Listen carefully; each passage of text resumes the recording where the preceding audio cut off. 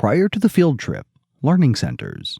Teachers, parents, or caregivers should have a play and/or learning center set up in familiar and comfortable settings, for example, a classroom or living room, representing various emergency situations, vehicles, equipment, etc. A large box can be painted to represent a fire truck or ambulance. Boxes can also represent tunnels that you have to crawl through, like crawling below the smoke.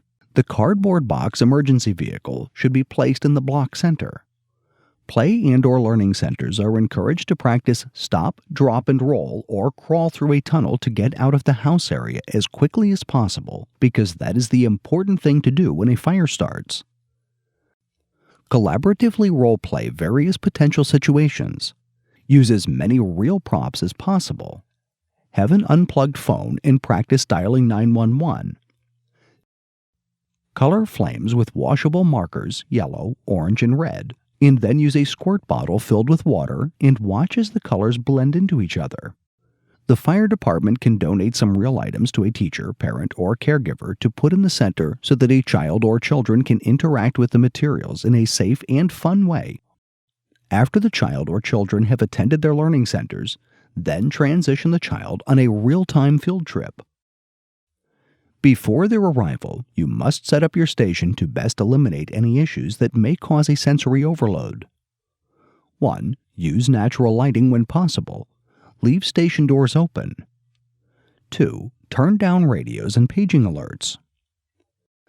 Have teachers, parents, or caregivers fill out a form containing the child or children's information, including their address.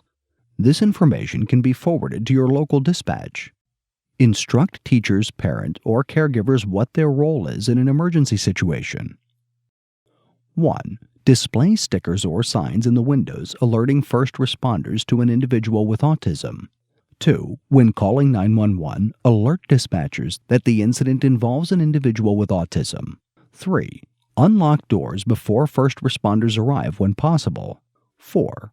When the first responders arrive, be prepared to take an active part in the situation. 5. When the individual has been found or rescued, help keep an eye on them so they do not return to the situation or run off. 6. When at all possible, accompany the individual in the ambulance to the hospital.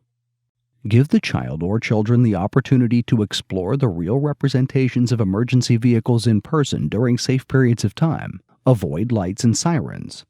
As you learned earlier, this can cause sensory overload and possible seizures.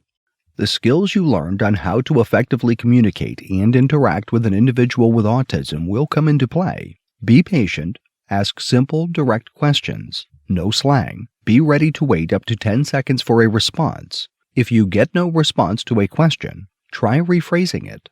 Help and guide the child through exploring the various components of the vehicles. Avoid slamming cab and compartment doors. Let them experience a firefighter in full gear.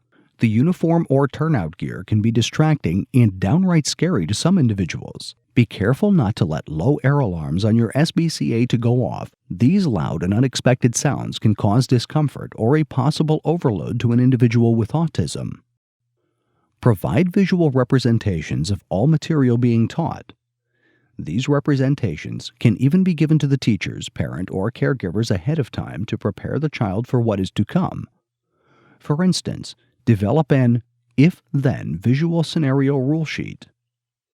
Talk to teachers, parents, or caregivers about alternative smoke alarms that don't give off high-pitched sounds that can cause a sensory overload or meltdown. For example, detectors that let one record a parent or caregiver's voice or a unit that vibrates under the individual's pillow.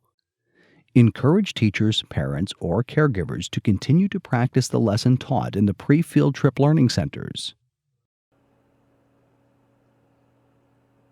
Teachers, parents, and caregivers, find out more about fire safety for children with autism at ember911.com.